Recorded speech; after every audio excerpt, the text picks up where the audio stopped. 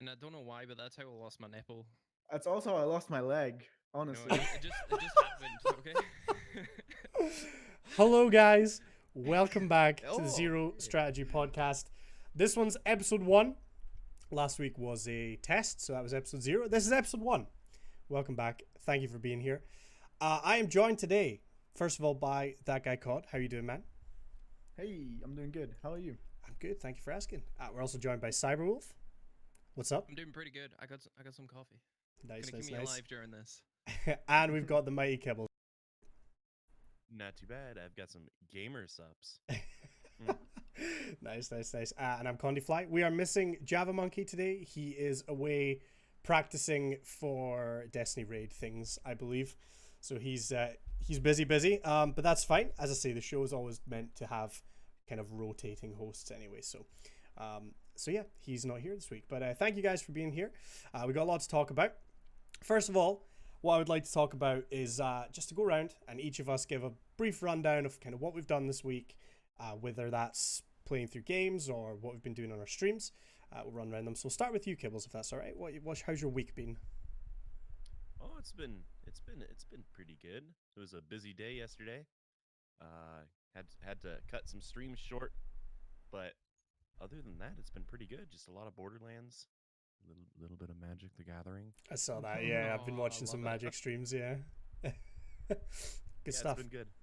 How Excellent. much money have you spent on it already? Too much. Taking out that second mortgage yet?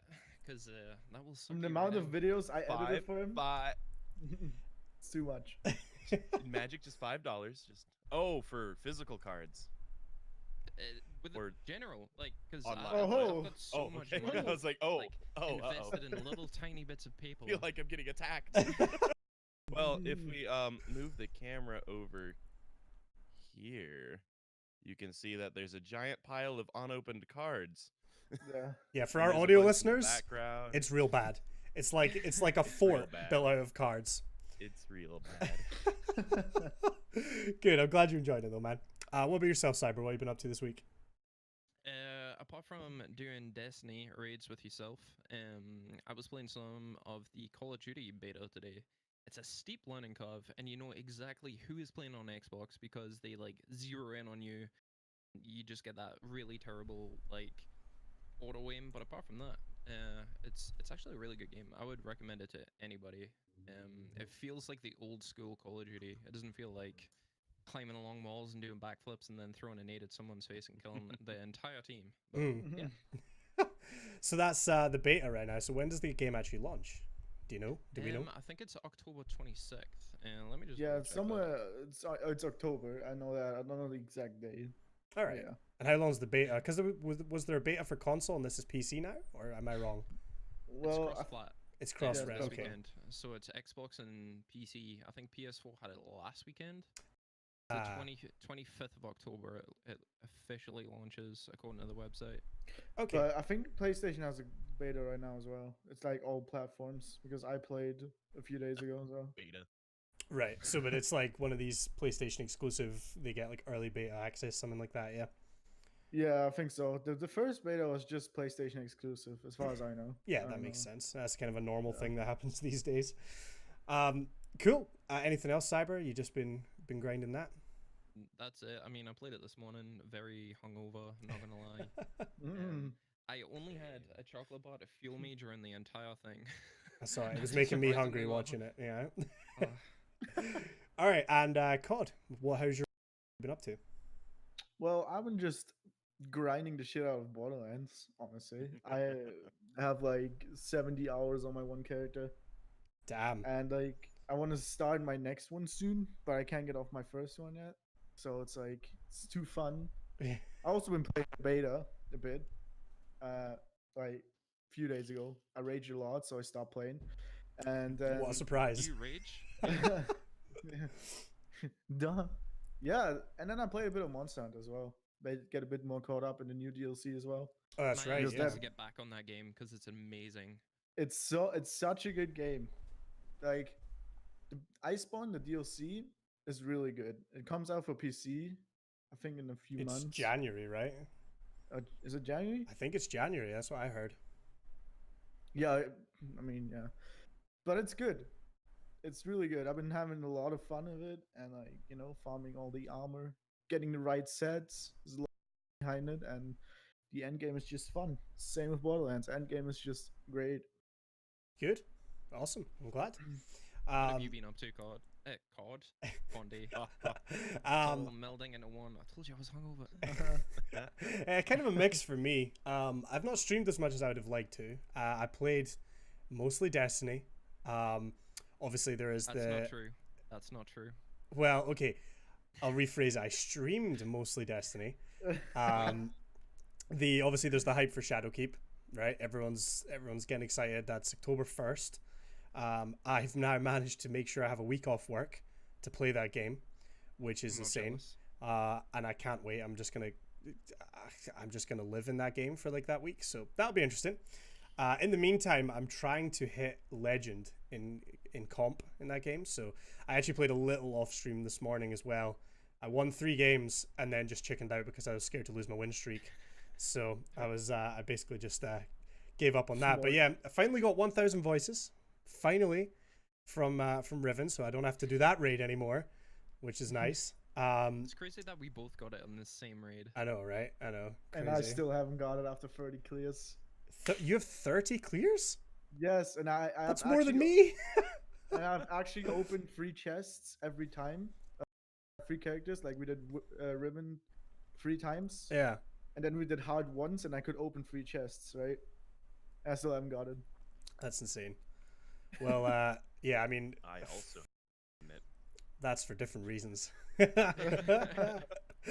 then other than Destiny, I have been playing a ton of WoW Classic still off stream. I haven't had the courage to stream that game yet because I still know almost nothing about it. But I'm having a blast. I'm having an absolute blast in that game. I checked my playtime this morning and it's somewhere around 62 hours, something like that. Which feels like it's flown by. Like I'm still. That's pretty tame. Yeah, I kind of want to know what Dale's is. Dale's is more than me. She's played more than me. I think I'm at 31, something like that. Yeah, I'm about 31, halfway to 32. So the grind is real. Like it's quite a considerable amount of time you have to put in. But I'm loving it. I wish I had more time to play it, but I've got to go to work. So, but yeah, pretty good week overall. Looking forward to the next couple. So, COD, what is our first topic for the day? What are we going to talk about? We're going to talk about motivation, how we stay motivated, and why you might feel demotivated, and like give a bit of tips and advice from our experience. Okay, cool. What I should also say as well, just before we get into this, people who are watching live at twitch.tv/ZeroStrategyPodcast, you can ask questions. If you do !question in the chat, it will give you the instructions. We have a separate room for questions. Anything you want to ask the hosts, preferably about streaming, but it can be about games. What? Throw a question in there. We'll try our best to get to it. It'll be throughout the podcast. So throw any questions in there. Apologies if we don't get to them straight away, but we will try our best. So for motivation, I'll throw it to you first, Cyber. What's your thoughts on motivation? What do you do when you don't feel motivated? Kind of give us your tips. I think one of the biggest things about staying motivated for me anyway is going into a stream with the intention of either having fun or getting something done. One of the things that we do is we'll try and organize a raid, and then everybody knows chat just completely gets that whole secondary view. It's over there, and we want to get something done. But typically for a stream, I just want to have fun. My mic's low. Yeah, apparently. Give us a second here. I'm gonna fix this. Give me 1 second, chat. We'll sort it. I thought I had you turned up. That's why. It's because I've got that MLG buzz horn that I keep pressing, and it pisses Conde off. Yeah, I've clearly just turned you way down in the past because I've been frustrated.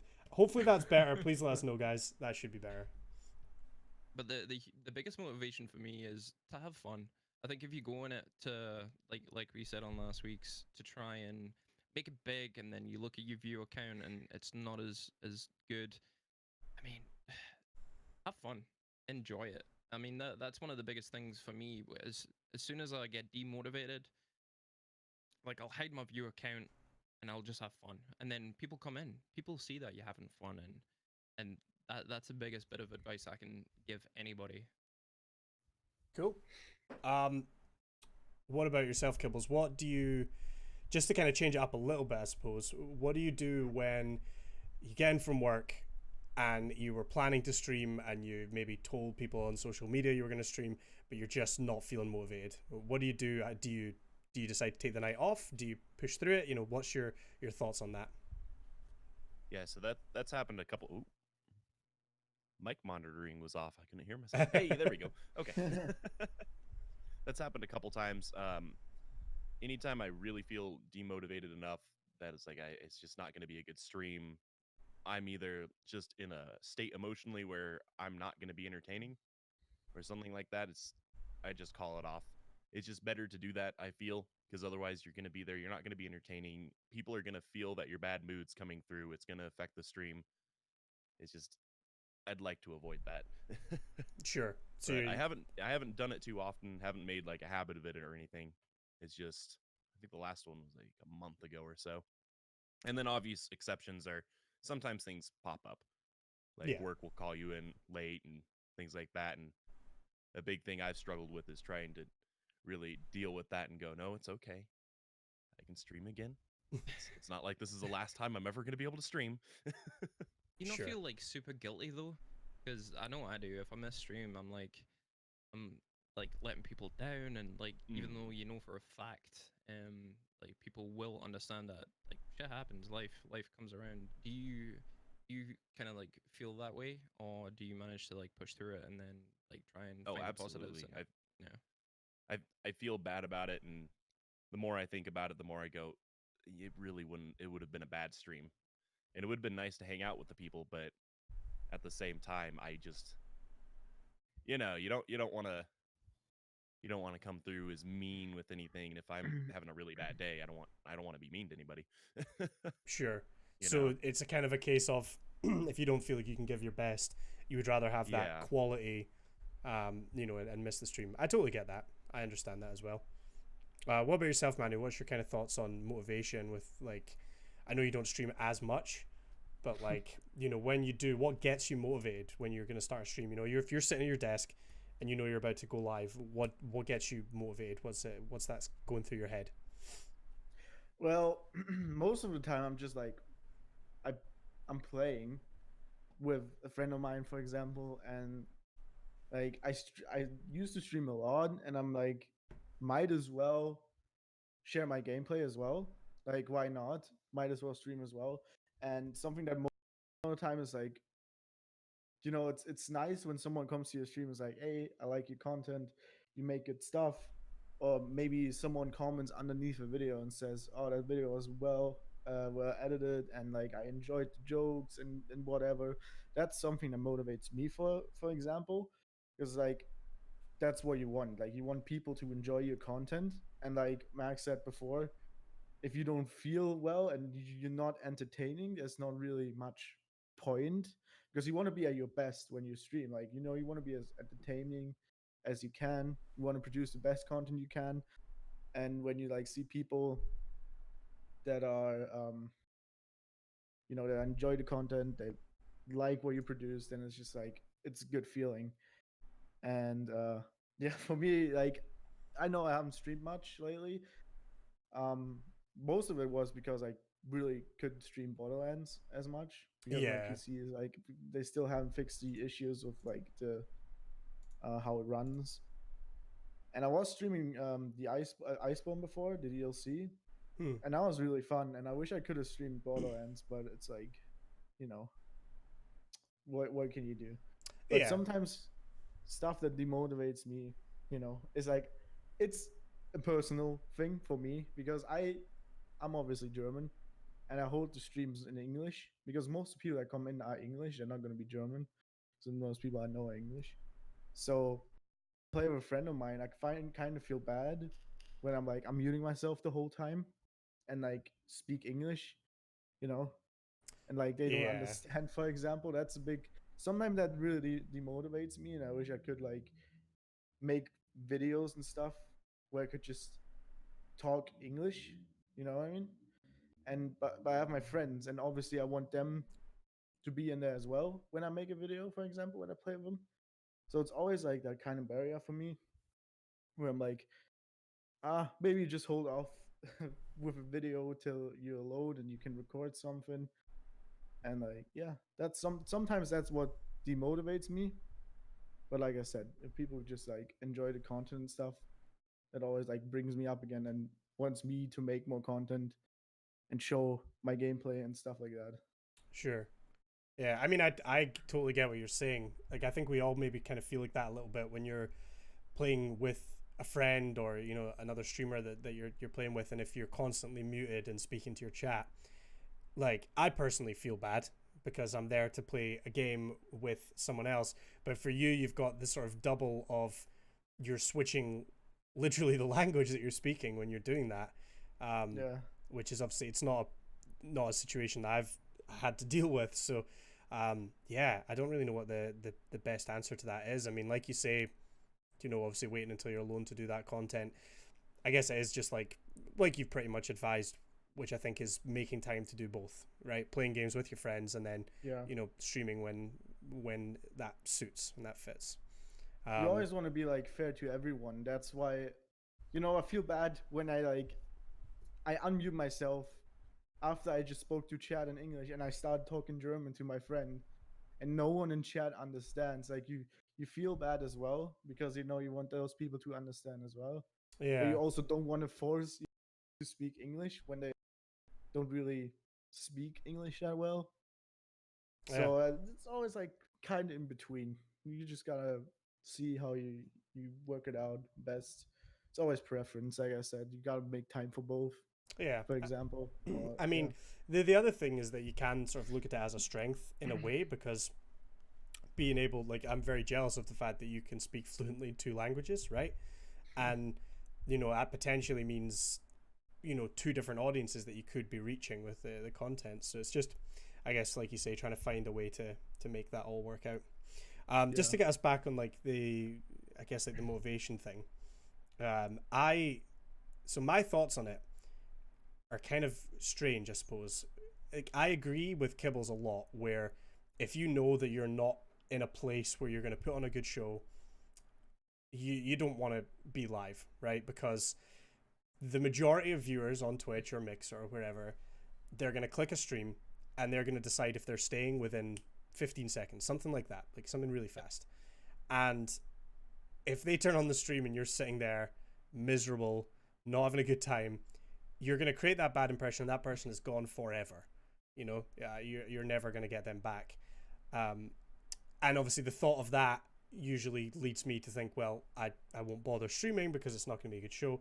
But then to the other hand on that, there's a lot of times where I feel like even if I'm in a not the best mood and I'm not really feeling motivated, I can go live and often it turns it right round. Yeah. You get live, you see a couple of names in chat and the memes start, and before you know it, you're in a good mood and you're having a good time, and it turns everything right round. Obviously that's not the case, but it is very, very difficult. And I take more time off than I should. I was supposed to stream this morning and I didn't because I needed some time to just relax and just chill, but yeah, I don't think there's this whole culture of, consistency, and I think that's important. I think maybe it's better to be quality over quantity, right? I don't know what you guys think about that. Like, is it better to have a low quality stream every day, or is it better to have a higher quality stream once or twice a week? What do you guys think? Like, what would be your thoughts on that? It's one of those questions that I don't think you can ever really answer. If you see somebody that let's say there's a couple of people that I watch and they're almost live. It's like 24/7. They are never asleep. They're always there when I check them out, and they barely speak to chat. And I'm like, I'll pop in, I'll say a couple of things, and then I'll ditch because they're not engaging. I think the quality aspect, like you're saying, if you can take those days off and kind of relax a little bit and then jump back into it and like you're fun, you're energetic, you're engaging, you're having a good time, you're not taking things personally in chat, all that kind of stuff. I agree with that. But I think a lot of people would disagree. I think quality is better than quantity. I think if you can have, let's say, 3 streams a week that you're fun, like everybody's having a good time, then you streaming 7 days a week for 8 hours a day and it's boring, or clearly people can see that you are not having fun. I think, yeah, I mean, like Legend just says, he is live almost 24/7, but people go to him specifically for quality, and it's not the quality of the actual content creator. It's the he slays out and pretty much the game that he plays, and people watch him for his gameplay. We're talking about Um, Shroud, just for anyone that's not watching the show. But Yep. yeah, So take your point. it's like it depends what type of streamer you are as well. Because I don't know how he does it. He never seems to get burned out on like just playing games in general. But people can see when you're not having a good time, and I agree with you. I definitely think quality is better than quantity. That's Yeah. a big plus though when you like do variety streaming as well, and like we all know variety streaming can like be dead sometimes because if you just stream what you want to play, some people just don't want to watch it. But if you have like a good viewing base with like variety streaming, it's always going to be like you can play what you want and you know those people are going to watch, you know what I mean? Yeah. So it's like it's always going to be having fun when you play because you're always going to play what you want to play, you know? And it's a big factor can make you more happy while streaming, I think. So I mean, burnout is a huge deal, right? And I yeah. know all of us are kind of quite variety, but I mean, I certainly have a main game that I come back to more often than not. I mean, Kibbles, you seem to go in like stages where you'll maybe do a game for a few weeks and then jump to another one, which I think must Yeah. help you hugely to not get burnt out on games. But I know for a fact, for me, it's like, well, you know, I haven't streamed Destiny this week, and that's my main game, and I almost feel that guilt if I'm playing other things. But when you're burnt out, when you put thousands of hours into a game, and you're still, I mean, don't get me wrong, I still love Destiny, absolutely I do, but it is very easy to burn out because you're not just playing the game a lot of the time. You're trying to be funny, or you're trying to teach someone something, or you're trying to just talk to chat and be engaging, and it's very easy to burn out. And I think that while there's disadvantages to doing variety, that's certainly one big advantage with variety streaming, because like I can't tell you the amount of people I know that have streamed just one game consistently and then just got so sick of it and gave up on it, you know. And like I say, I wouldn't call myself a variety caster, but I definitely can't just do one game the whole time. It's impossible for me to be motivated doing that. It could be the best game in the world, and I would still get bored. I can't keep that going. I mean, if you look at Destiny and you look at like the competitive scene that you seem to have like adopted recently, and myself included, it's so hard to try and sweat on a game and then be engaging and funny and chat. It's so incredibly mentally taxing. I cannot begin to describe that. Um, I, I think eventually we will get burned out on it, but I mean, right now I think we're having a shit load of fun. But I can see how that would get rough after a while. Oh yeah, I absolutely. don't know how a lot of You people just need do to it. be a natural born FPS player. That's more you have to completely wish. disengage from chat and just like Yeah. focus on the game. And I think, I mean, my content anyway, I can't do that.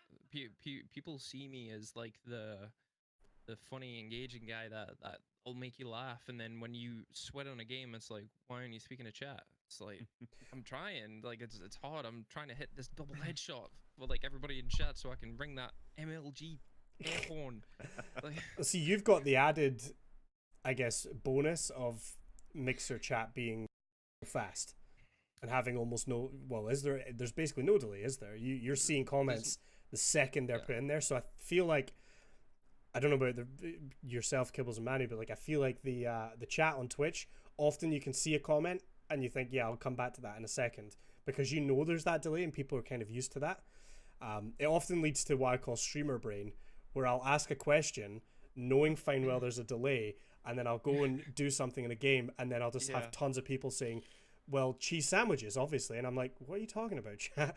I asked what would be a good idea to have for Every lunch. stream. Like, you know, it's streamer brain. And like with Mixer, I feel like that's probably, I mean, I don't know for sure, but I feel like that's probably less because you've got that almost constant action going.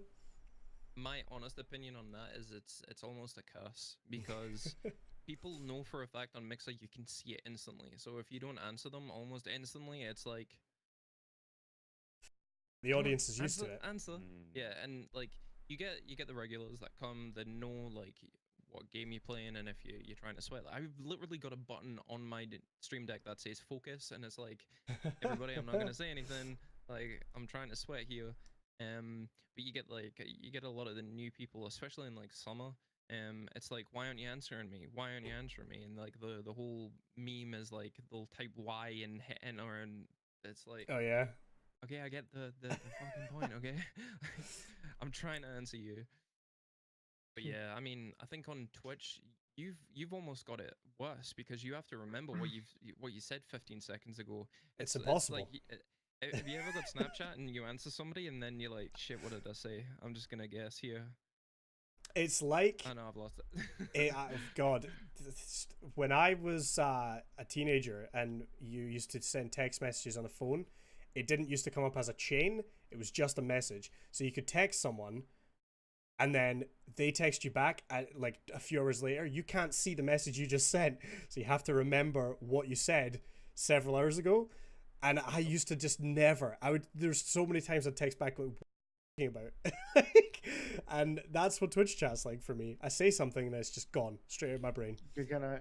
Okay, wait, one question. Gonzo should watch Naruto or My Hero because he never Ooh. watched anime. Watch both. Watch both. Dude. Alright, Exactly. keep going. Gonzo, I have all the DVDs you can borrow for Naruto, all the seasons. Do you have All- Shippuden as well? I have the first like 6 seasons. There you go. All right, cool. Legend, Sorry, Legend, don't go on. he asked, why did I pick Mixer over Twitch? It was ultimately I knew I could grow a community easier on Mixer because it wasn't well established. Twitch was the dominant force. 99% of people were watching Twitch, and the 1% was watching YouTube, Mixer, Facebook. Facebook. What's that other one? The one that DLive? PewDiePie. That's the one. OnlyFans. Yep, that's for paying customers only. It's OnlyFans/Cyberwolf. Yeah. But yeah, it's, I don't know.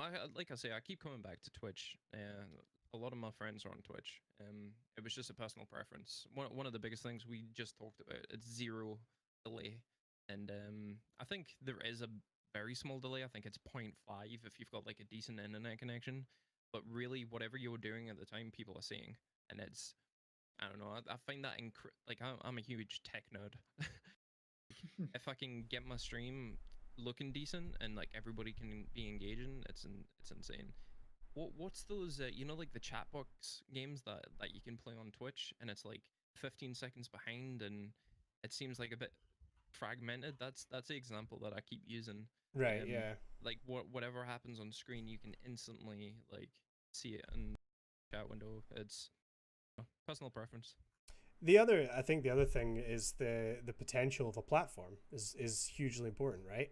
I mean, Yeah. look at, I mean, I think we all wish that we could go back and be one of the first people on Twitch, because, you're on there, you build that audience when it's small and it's obviously much less saturated. There's a lot less other content creators to like sort of compete against or with, and when you joined Mixer, it was still kind of on the come up, as it were, and obviously it's getting a lot more attention nowadays with the various moves that they've made, and it's you can't discount the potential, right? Because at the end of the day, I think you've said to me like, why not?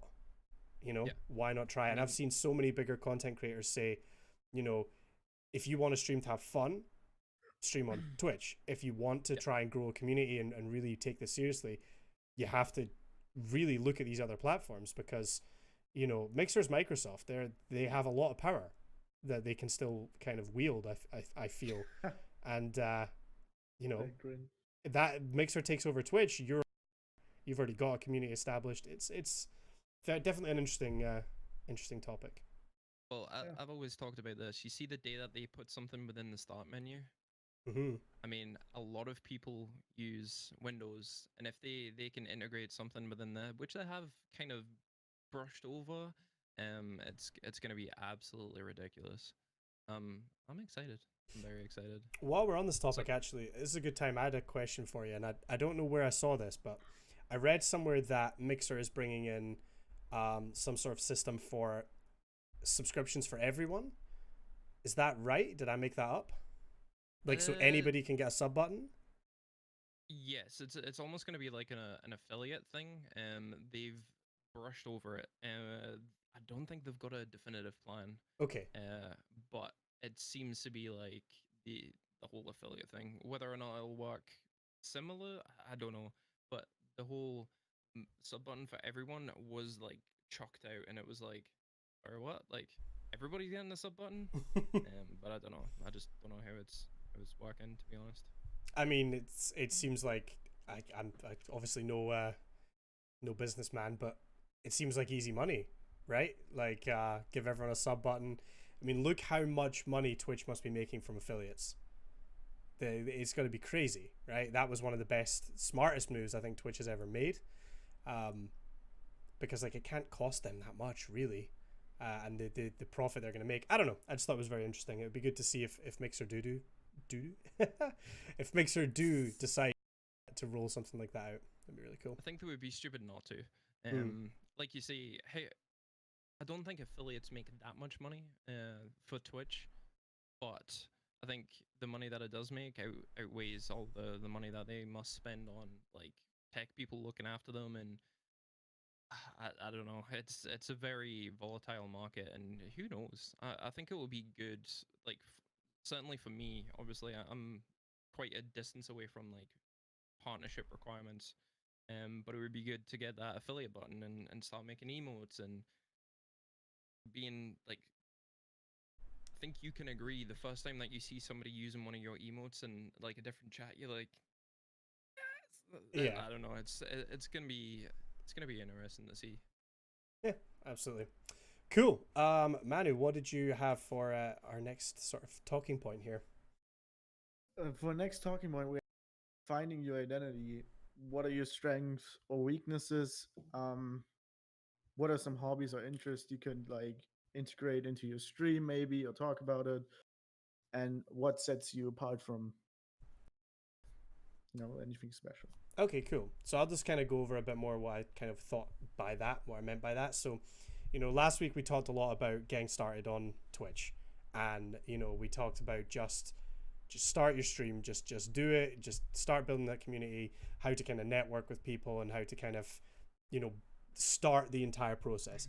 So I guess I thought of this as kind of the next step, which is starting to build your identity. We spoke about brand, and the general, I think, consensus from us was that brand is something that is built up naturally over time based on who you are, what sort of community you build, things like that. But I feel like identity is maybe slightly different than brand. I don't know, it's kind of difficult to say, but I was thinking it in the sense of strengths, weaknesses, and self-evaluation, right? Looking at your own content and saying, what am I good at, what am I not good at, how can I get better, right?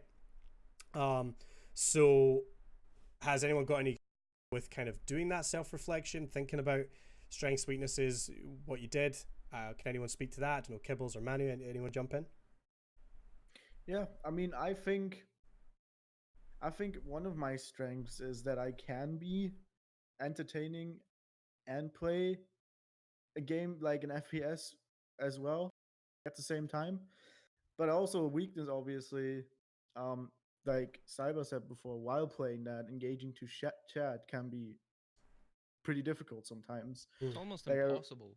I remember sometimes. when I used to like the Apex tournaments I used to enter, and like I remember. you play in a tournament, you try to engage the chat. There's a lot of people that are interested in the tournament, and there's like more viewers than usual. You know what I mean? Because they're interested in watching it. So you want to be entertaining, but also like concentrate to give your best because it's a tournament. Obviously, there's money on the line, and uh, speak to chat. But speak to chat is like one of those things that's, like you said, basically impossible when you're in a tournament environment and you just look over after a round. You play one round, you look over to chat, and chat is just filled, and you can't like keep up anymore because it's a whole game you just played. You had to concentrate on. Can't like you couldn't look at chat. So that's one of the weaknesses when I play like shooter games when I want to concentrate. Um yeah, that's it's difficult sometimes. Yeah, Um absolutely. but like so when like I said, I stream a variety. So when I play story games, I try to be as entertaining and as like interactive as I can. But that's also hard sometimes because obviously you want to listen to the story, and if you read chat, you're gonna be more concentrated on what is in chat and not what's going on in the story on the game. Yeah. So sometimes you just need to maybe pause the game or ignore chat for a second to listen to the story, what's going on, because obviously you play the game not only you know for I mean you play it for the stream, but like you want to listen to it yourself. You want to know what's going on in the story. So that's one point as well. That may be a weakness. Um, yeah, that's my experience of it. Cool. What about yourself, Kibbles? Have you thought of any particular things that... I know it's a difficult question, right? And I'm not trying to get anyone to talk themselves up, right? If you look at your content, what do you think? This is a strength of mine, something I'm good at on the stream. Is there anything comes to mind? I'm never really that quiet, so that's a strength, I think. Yeah, for sure. I'm usually pretty loud. Like it's a good thing. The content changed a massive amount when right now I'm in the basement. I used to be in the upstairs room, and that was directly across from the master bedroom. Mm. And my wife and I worked opposite shifts, so I had to kind of be about like this loud, and then something would happen, and I'd like get excited and it's like, got to tone it down. Don't want to wake her up for her shift. And then as soon as I moved down here, it's just it's constant. So I feel like it's a whole lot more entertaining. Right. So it's something that was, and that was an environmental thing. So that wasn't anything that I could really help. I tried to mitigate it. I put a towel under the door, which would block the sound from that little part like that. Yeah. I put roofing up on the actual door, and it helped a little bit. But it's only so much you can do with I get that. a loud voice. For sure. But like, yeah, so I think the high energy is definitely a good thing. And I've noticed that from watching your streams. It is, a lot of time it's very hype and it's exciting and there is a lot of shouting. But like, honestly, that makes it entertaining to watch. And I think we've all said, when you load up a stream and someone's not talking to chat and they're just sitting, leaning into their monitor, just watching a game, it's not always as engaging, right? If that's not the content you're looking for.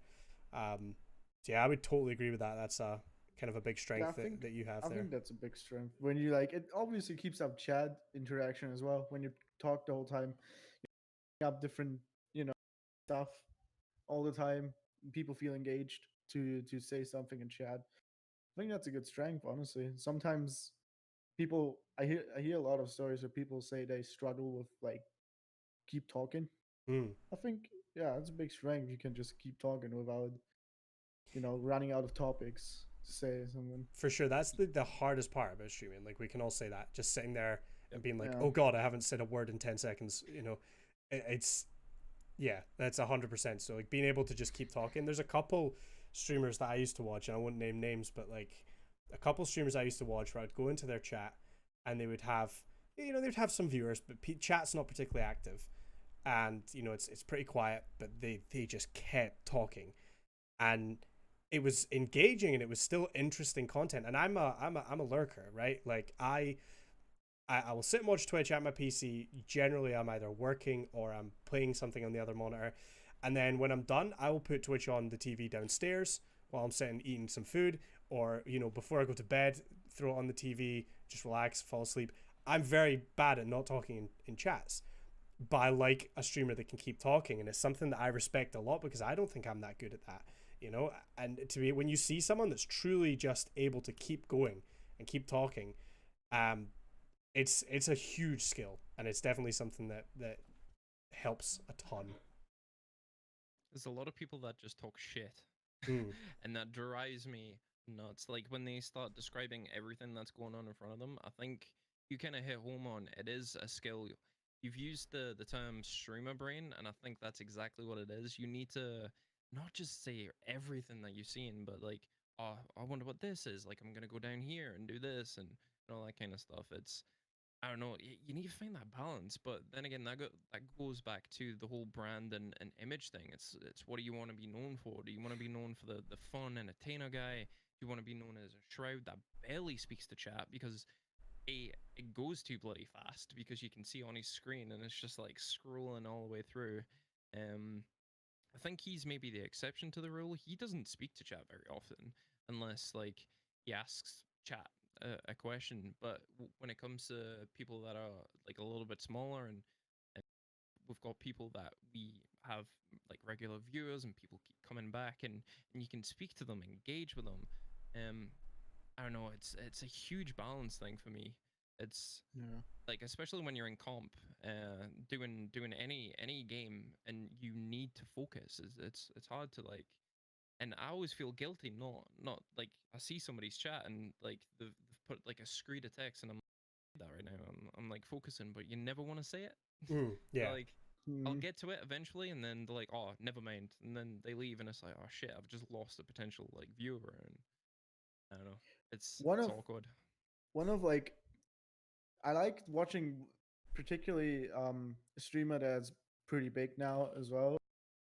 Most of you probably know is King of Fallion, right? Yeah. He always has like let's say 6 to 10K viewers, but he's always interactive to chat still. And that's what I really like about watching his streams. Even though I don't really type because it's like a big stream, I don't really type in bigger streamers chat because they go so fast, but he's always interactive. Things that I really like think that's really good from him that he's still talking to people, what they say in chat, respond to them even though the chat goes fast. Yeah. I mean, So it's yeah. like it's that problem, you know. I'm sure I heard someone say in the past, when you've got one viewer, you wish you had 10, and then when you've got 10, you wish you had 100, and then you know eventually you wish you had 10,000, and when you get to 10,000, 100 again. Like I've Yeah. heard bigger Yeah. streamers saying that because it's impossible to talk to chat and to, you know, I mean that's where we all start, right? Is with, you know, smaller amounts of viewers, a nice tight knit community where you can talk to everybody, and eventually if you are successful enough, you're going to lose that, right? Like that's kind of the tough thing. So like you say, if you're able to still keep some, you know, interaction like that, it's huge. I would totally agree with that.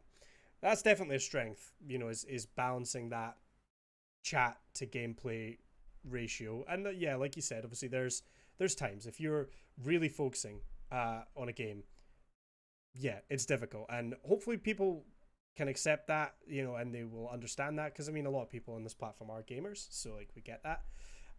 The thing you said, Cod, about the story games is that I'm terrible for that. Like if I see a cutscene, I'm like, great, I don't have to play, let's catch up with chat, and then the cutscene ends and I'm like, okay, I didn't take any of that in. And then half an hour later, I'm like, what's going on? And they're like, duh, come on, man, this happened and this happened. And I'm like, I don't know. Like, it's not, it's a balancing act always. And it is, I guess, just comes down to games that you can, once you know a game very well, you kind of know when your are to really focus on that chat interaction. For me, I think that's a weakness that I need on. And if I'm going to talk about weaknesses, I'm just not good at games. I'm just not good, and I'm not the skill streamer, right? To be funny beard man on the internet that, you know, that we laugh at and have a good time with. So hopefully, but yeah, I think it's definitely important to identify your strengths, weaknesses. Even if you're new to streaming, think about what is a strength or a weakness that I can use and leverage in. What do I want to, you know, what do I want to work on? Because again, do you guys ever watch your own VODs at all? You watch your own Yes, streams? and I cringe like a Motherfucker. Yeah? Yeah. Okay, so Like, yeah, shit, I was will do muted that. for 20 minutes. Means you're a real streamer, so that's fine. Yeah. Only real the streamers have been muted 20 minutes after Yeah. they started the stream. the very Good. beginning of our call before we went live with this was Yeah. I Yeah. was muted, Two of our then Cables was muted, and then I was like, Everyone's just sitting it here turned out I wasn't confused. muted. I just forgot push to talk was a thing. Both of our nothing. cameras were blue. We had to fix. Oh yeah. I'm bad for that. I always have my game muted somehow in my Elgato. Yeah. When I start up stream like 90% of the time. It's not gonna be unmuted. Exactly, but these are Until just, someone points it out. it's just you know, it's a learning curve, right? It's trying to get around to those things. So the point I bring up about reviewing your own stream and your own content, right, is the thing I always think about. If you're a streamer and you want to grow, you need to look at your stream and think, would I watch this? If I was a viewer and I found this stream, would I stick around and watch this? Right? No. And but see, this is the thing. You need to really be harsh on yourself in a way, right? And think, and this is why I'm a great believer of watching other streams that you like, watching streamers that you respect and you look up to, and analyzing, thinking, what are they doing that's keeping my attention? How can I do the same thing? How can I incorporate that into my stream, right? And I've made a few things. You know, I've one of the things I'm proud of is like my backdrop behind the camera, right? I spent a bit of time trying to make it look nice, right? Have nice lights. You know, people come in and they ask about Goku in the background of my stream. You know, like we have things that are trying to there, you know, keep somebody's attention and keep someone interested. And obviously the conversation is a huge part of that. But, you know, I think we all know if we were to go back and look at old streams of ourselves, you'd be able to point at 10 things that you've improved since then. Yeah. Right? And that only happens when self-reflect, right? And are kind of critical of yourself. I just thought that was an interesting point to bring up that I still try and do. And you know, I'm always just like changing little bits here and there and trying to improve it bit by bit. I mean, I often go back and like pick out VODs I want to make videos for, because sometimes I just take my stream and make a video out of it, like I did with like some of the Dark Souls videos I made, and they were great videos. Dude, I put so much time into them. It's true. Yeah, they were great. No, but like a few days ago, no, last week, I wanted to make like No Man's Sky videos, a few, because I was like, that was good content. We enjoyed it. We had some laughs, some good moments. And I went back and I was like, the VODs weren't there. And I don't know if they changed it, but your VODs just get deleted after a few weeks now. And I don't think that was like that before. I was really upset because I to make videos on No Man's Sky because it was really fun and I think it was entertaining. I didn't record it. I just wasn't the hope that my normal VODs were just gonna be there still, but they weren't. So Fun actually, fact, there's a lot of world records for like speed running, like the proof of it that had been lost because it was just Twitch VODs and they left it on there. They didn't make copies of it. Yeah. Oh. did you guys get the email? I'm trying to see if I've still got it. Because there was a bit of I guess an error or a glitch with that, where a bunch of VODs that were being kept on the platform longer than they were supposed to. Does that sound familiar to any of you guys? Yeah, from the support stuff. I barely get from like emails from Twitch. I always see that people get these information emails, but I never do. I don't know why. I don't seem to have it. I know that because certain VODs are only meant to be kept for a certain amount of time, and I think Twitch had just basically forgotten to delete a bunch of them. So they put out an email saying, you know, we're going to be going back and sorting this. Make sure you've downloaded any VODs that you still want or need for any particular reason. But I just thought it was interesting you mentioned the VOD thing because they did, I think, recently go and clear a bunch that had been sat there for too long, which didn't really affect me too much, but I know it could have affected a lot of people. So what is it, like 3 weeks or so? I had 90 days in my head, but that seems like way too long. I think it used to be 90 days, and then as they grew a lot bigger, I think it's a month now. Right. Yeah, because I've got right now 109 videos up, and I do 3 times a week. So whatever the math is on that. You're going to be one of the ones that get. Seems like a lot up there. But like the thing is, they didn't delete all my VODs. There's still some from like ages ago, from like a year ago or something. Is it a full Which I don't VOD or get. is it like a highlight? Because I think the I think highlights it's a sit full VOD. differently. Let me check mean- real quick. I mean, if anything, Twitch is consistent, right? I have 41 VODs, right? The last one I did was Monster Hunter. Ooh. I didn't hear. I'm sorry, did I miss something? No, it's okay. No, it's fine. Yeah. Okay, my last VOD I have is from 12 days. It's when I did Monster Hunter. And the next one to that is a 5-hour VOD from Far Cry 5, which was 5 months ago. Jesus. Yeah, that's so crazy. weird, right? Yeah, Like, that I've- must be I've- one that's sitting there and I needs have to be all wiped. the VODs from 5 months ago. All from 5 months ago. And that's it. Yeah. And I still Definitely have some interesting, from yeah. like 2 years ago, actually. I'm seeing. Yeah.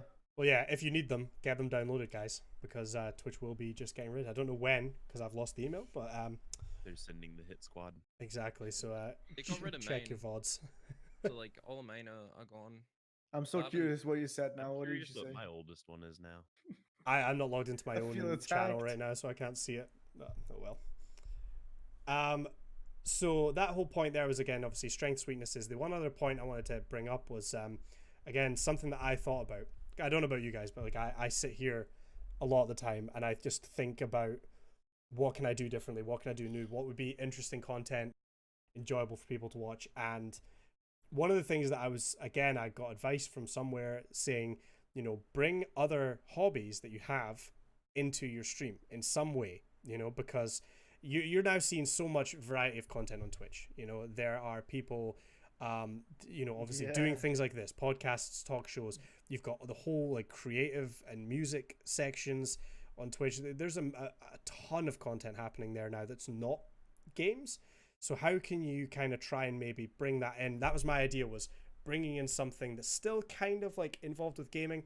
For me, it was music, which I know would probably be the same for yourself, Kibbles, as well.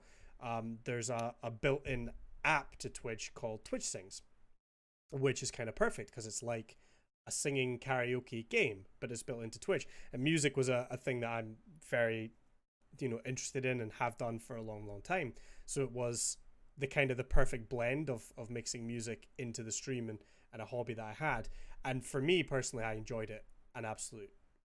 I loved it, right? Because it was something a bit different, but I was still streaming and I was still hanging out with the community. What's your guys' thoughts on that? Bringing any other unique things about yourself into your stream and trying to, I guess, I don't really know what I'm asking. Like, you know what I mean? Thinking about hobbies you have I'm, that you can sort of integrate. I'm kind of thinking hard about this because I don't really know if I ever did that. It's kind of hard. I mean, like Billy just like showed for the people that are listening. He has like a lot of pop figures in the background. He could show that off because he's a cam. I don't. So like, what can I do to get those in my stream? And basically, like the only thing that I really can bring into is my emotes, maybe. Yeah. Because they're like anime based. I like anime. It's a hobby, I guess. I don't know. Just watch anime.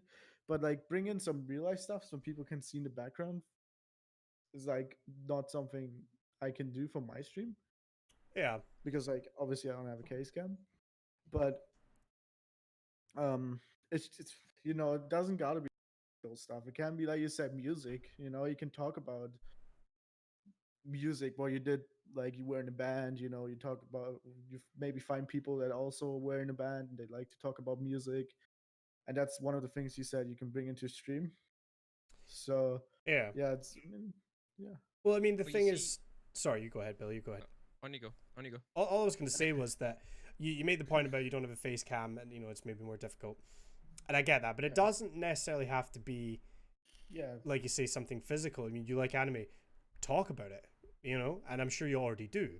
You know, you can discuss, you know, any shows that you're watching or anything like that. I mean, I know you and I talk about that stuff all the time, you know, and make that a thing that's, because people on Twitch love anime, man.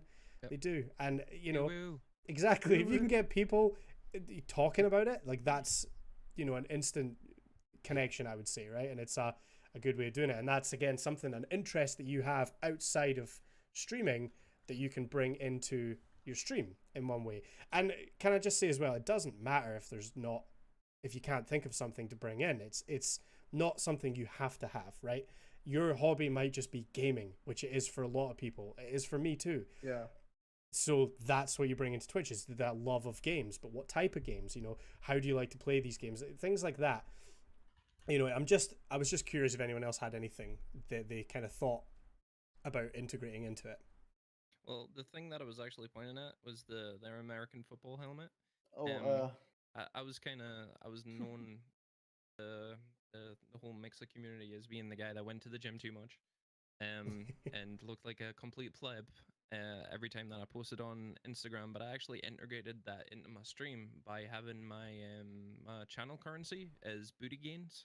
So like when you go to lurk, you go into the Nice. gym and stuff like that, and it's kind of like a fun interaction. People like checking how many like booty gains they've got. Like you obviously accrue them as you like watch the channel. It's just like a fun, exciting way. I mean, I just went to the gym to try and stay healthy, but it was good to then like integrate that into the stream, because people associate, like, if you go live, they'll obviously see you, your Twitter, your Instagram, all that kind of stuff, and they almost take on your personal life as being something that they want to interact with, whether it be like, comment, or just like physically see it. And it's cool to like try and integrate something like that. I mean, I don't know if either of like Conde or Kibbles or Manu, do you guys have currency that you've tried to like integrate into the channel?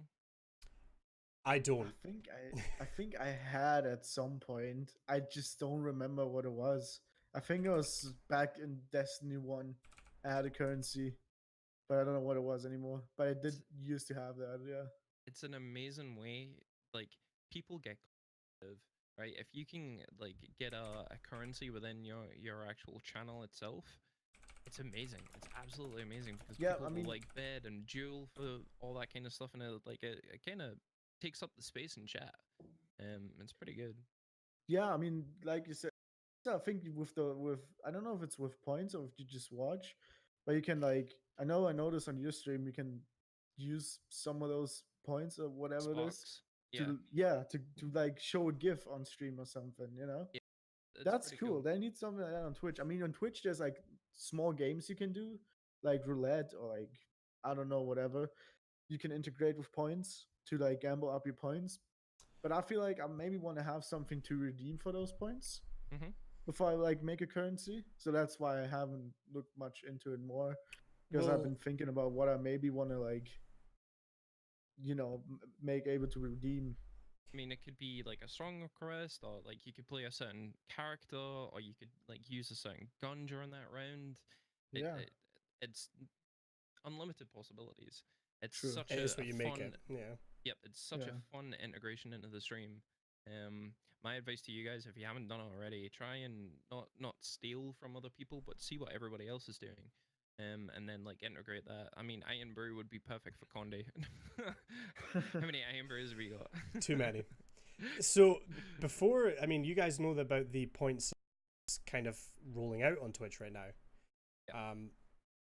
It's yeah. very bare bones. Did we speak about it last week? I feel like we maybe I did. don't think. Yeah, we touched on it. Yeah, Yeah. yeah. not So much, that's the thing that kind of puts me off of doing any sort of point system right now, is that, I do see a lot of channels that use it, and I see a few that use it really well, but a lot of them, I just sit there because I have some, I'm lurking in streams and not watching.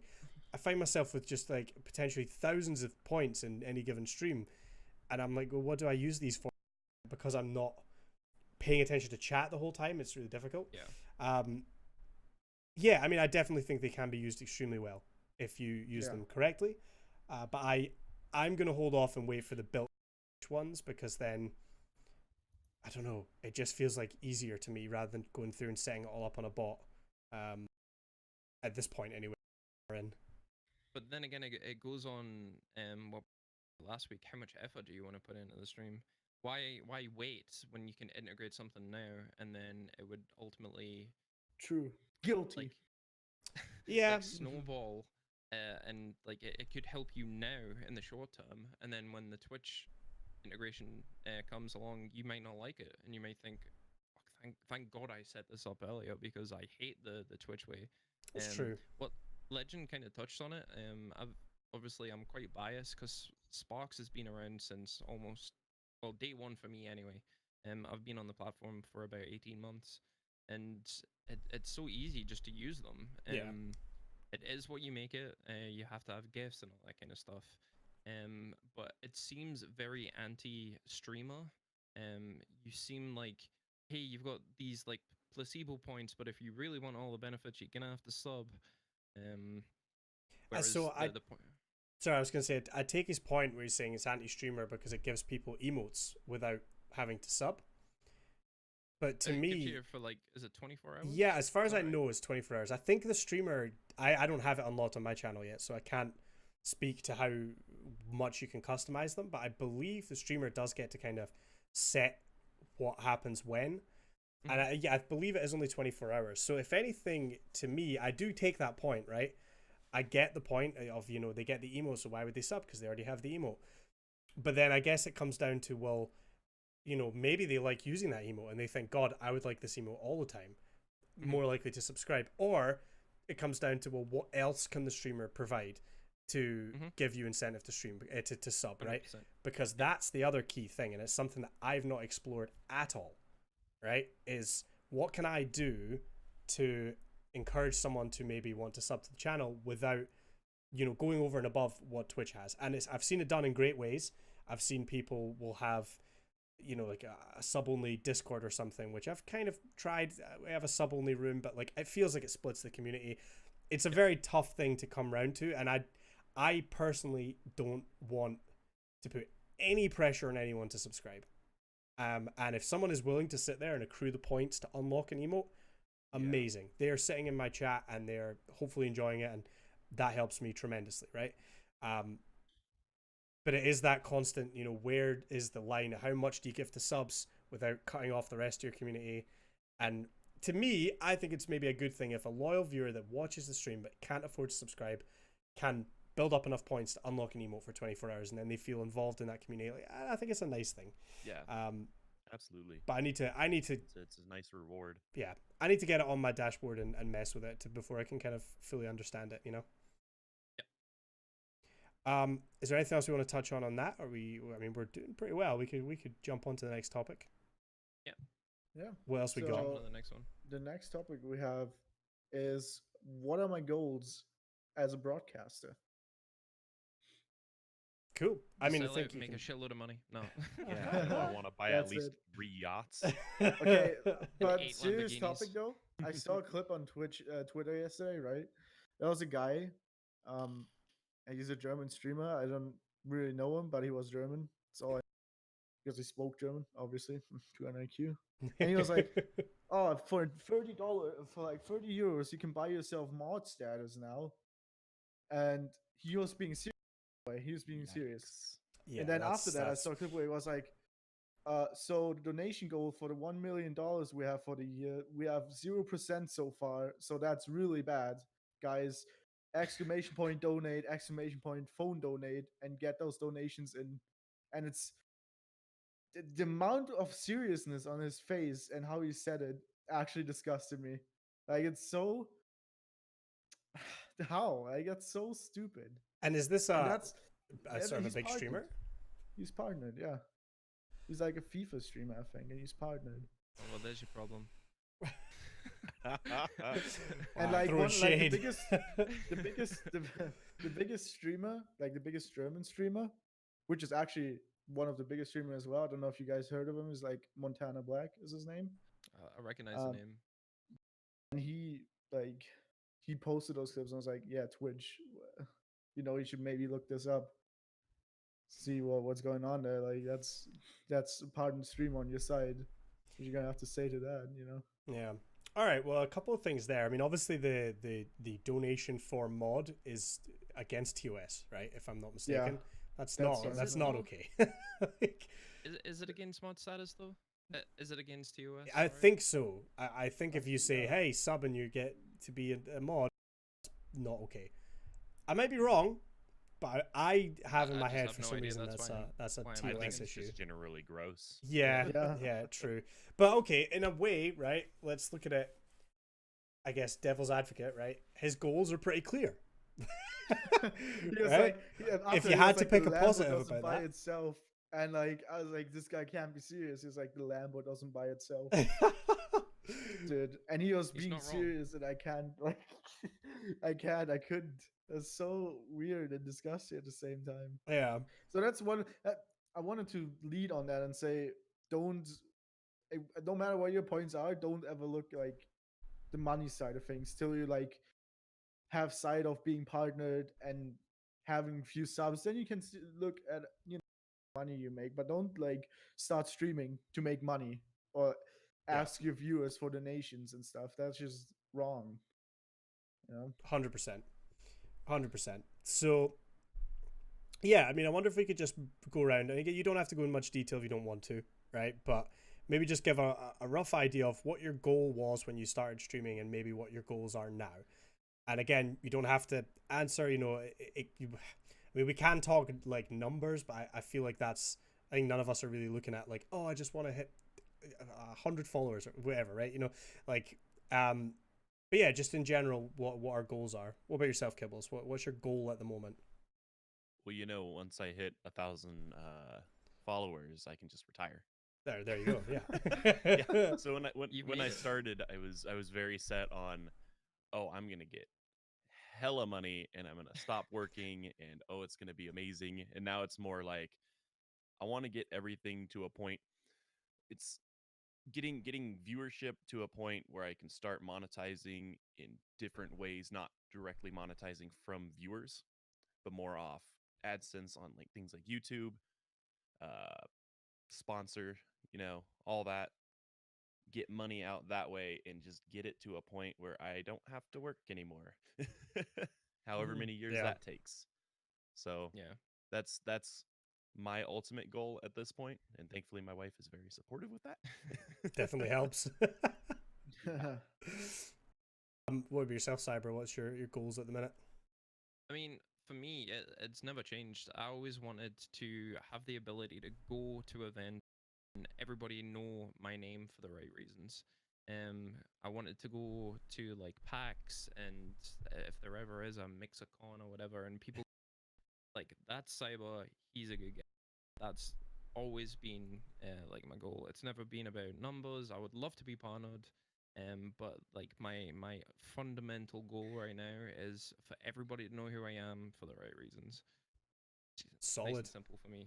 Absolutely. Some What about yourself, Manu? motivational goal. Stream more. Finish. I'm finished. No, I'm just kidding. But Dude, that's solid. Makes sense. no, at first it's like I don't know if I can talk for everyone, but I'm guilty of the thought of like, dude, I'm gonna stream and make hello bank, bro. You know, it's like I'm gonna stream all these trials carries and they're all gonna donate to me. Fuck yeah.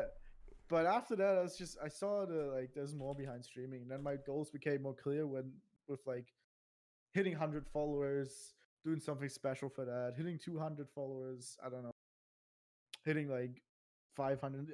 I always like to set some goals and see where it can get me. So most of the times, I just like my goals are mostly just like hit the next follower goal, and Mhm. then see what comes after that. Obviously, like Max said before, the ultimate goal is to do it full time. Obviously, like YouTube and Twitch.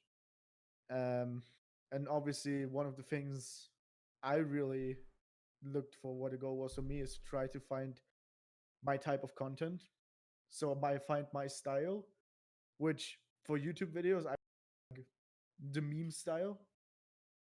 Implement as Yeah. much memes as I can, meme music, I don't know, weird sound effects. So that's my kind of style of like making videos, for example. I know a lot of people enjoy that. Wait, what? You've hit me to a T there. The whole meme sounds 100% like I can't Memes believe are you brought powerful. this. yes they are. Yeah, that's the thing though. A lot of people fucking love memes, and like that's what I'm saying. I think I enjoy making those meme videos because I sit in front of my monitor laughing at his meme because I just made something funny in a video. I was like, oh, people are gonna love this, and people, people love memes. So if I love what I'm doing with the content with memes, I think people will enjoy it as well. So I think that's one of the goals as well, to like be content I love and people love. Yeah, absolutely. I mean, I think What is it yourself? so. Yeah, mine kind of ties into a lot of what you guys have said already as well. Um, if you're looking long term, I would love to be able to not work and do this as work. I always hear people say that, if you do what you love, then you never work a day in your life, right? And I don't dislike my job, but it's not the same passion that I think like everybody feels, or certainly everyone on this podcast feels for making content, right? It's a different kind of work because it's hard work. Like I spend a lot of time sitting in front of a computer and I'm not live for most of that time. But I love it. It's I don't know, there's something satisfying about it. So long term, obviously that would be the goal, maybe partnership, being able to be full time. I like what Kibbles was saying about, not really wanting to rely on viewers for, the finances, right? And if you can find a way where you can get by without having to kind of rely on that would be wonderful as well, right? And Twitch doing some things. They've got the bounty board now, which is kind of interesting and is a good way of starting doing some sponsored content, stuff like that. But I never ever want my stream money. I even if 5 years from now that I'm doing this full time, I do not want to be turning on the stream and going, God, I hope I get some subs today, God, so I can have so I can eat. I don't want that. I do not ever want that to be the situation. I would just love to be at a place where, it's like I can get by. I don't want millions. I want to pay my mortgage, pay my bills, and just be able to eat, and I'd be happy and delighted. But that's, obviously, nobody expects to just hit that quickly, right? So I guess like short term, my philosophy with that always is set goals that you can control, right? That's the biggest thing. Set a goal that you have some control over. And the host of the Stream Key podcast, Green Cord, has said this many times, and it sticks with me, is that, you can set a follower goal, but you cannot force people to come in and follow. You can set a viewership goal, but you can't force people to come in and watch your content. Why are you setting that goal when you have no control over it, right? You can help, if you want to hit a follower goal, stream as much as you can, and you're maybe more likely to get there. You can help that, but you cannot force that to happen. So set a goal that you can achieve. And then that way, if you achieve it, you feel good. If you set a follower goal, by the end of this week, I want to be 2,000 followers, and you don't hit that goal, you're going to feel bad. Even if you've put on amazing content, you've done really well, you've worked hard, you're going to feel bad for not hitting that goal. So why put yourself through that? You know what I mean? That's why, like, when I'm close to a goal, I never set a time for it. I just say, oh, we're close to that goal, let's hit it, and then that's it. I don't set times for it because, like you said, that's gonna like make me feel guilty that I did something wrong, maybe. Yeah, it gives you pressure when you don't need it. Yeah. I mean, I see a lot of streamers that will have a follower goal in their title or something like that. And again, I don't think there's anything wrong with it. You're not doing anything by having that. But I just feel like you're putting that pressure on yourself, and it's not fair on you. And I used to do it too, right? I used to do that. I used to think, God, if I could get 5 more followers today, then I will feel good about myself. If I don't get those followers, I'm bad about myself, And it's like, I don't know why I did that to myself for so long. It's not worth it. And if I set the goal, well, hey, I want to stream 20 hours this week over 5 days or 4 days, whatever. That is a goal that I can directly control, and I can feel good about myself if I did those streams. And that's what I'm trying to do now in terms of goals. I'm trying to say to myself, okay, I want to stick to my schedule as close as I can for this week, and I'll feel really good if I do that, and I'm bad at it, but the weeks where I do hit that, like, I feel like I've achieved something. And to me, that's a huge deal. When you're looking at other goals, the other thing is why. Okay, people have asked me in the past, like, oh, what are you going to do at 2,000 followers or something like that, right? And I think, well, nothing probably, because it's not that I don't appreciate the follows. It's not that I don't love the community, but I could put follower goal on my screen and have, like the progress bar and stuff like that. But really, what's their incentive to hit that follow button? I would rather someone comes into the chat and they enjoy the content and they want to hit the follow button, and they're not just pressing follow because they're helping hit a goal and they're not going to come back and they're not going to enjoy the content, right? And more than that, it's like I can set a follower goal, but what am I doing to bring in new followers? Nothing different. I'm still trying to put on the best content I'll be doing anyway. So to me, it seems like kind of, I don't know. It feels for me personally like a waste of time to do stuff like that. I have done a sub goal in the past, and I haven't done it again because it just left a bit of a, Like a bad taste in your mouth almost. it did a little bit, right? And that's not a reflection on the community at all, because I realized, hey, we're getting kind of close to this sub milestone, I guess. And I thought, people have been hounding me to play another VR horror game, right? Because they enjoyed the VR horror stuff. And I thought, well, why not? Let's just experiment with it. We will set a goal. If we hit X amount of subs, then we'll do the VR horror. And I think on the first stream that we had that goal active, it was like we were way past it. We smashed it. But like, looking at it, we smashed that goal because people were gifting subs, right? And that's great. That is wonderful. I love it, because people get to be involved and all that. But my stream grow long term, it doesn't really, Yeah. because those people that get a gifted sub, oh hey, cool, I get to use the emotes. Maybe they come back and sub again another month. Maybe they don't. And I just thought, well, like, obviously the intention with a sub goal like that is to bring new people in and go, hey, well, if you consider subscribing, you might get this cool content and you might get new viewers out of it. But in my scenario, it was, some amazing viewers in my community wanted that to happen. So they gifted subs and we hit the goal and we did it and we had a great time. We played the VR horror. I cried, it was all this stuff. It's fucking hilarious to watch. But it didn't Yeah. actually, looking back at it, all that happened was a month later, those gifted subs dropped off and we were right where we were. So it didn't actually gain me any growth. And I just felt a little gross about that because I was like, those people that are valued members of my community gifted those subs because they wanted that content, and I should have just given them that content, right? So while I think there's a place for goals, like things like that, you can do it well, 100%. I personally need to go back and reevaluate how I did that and think of a better way to do it. Does that make sense? Yes. Yeah. It was, So it when was are a we smart getting the next? decision. It was a smart decision to make that goal, but like you say, it didn't really help you grow long term. So you need to try and like flip it on its head and figure out, right, can I take this? Because I mean, you treat your stream like a business, like you should. It's like, how can you make that business grow? And I'm sure you'll find it. Yeah, I'm not, like I say, I don't want to discredit anybody that sets goals for the stream, right?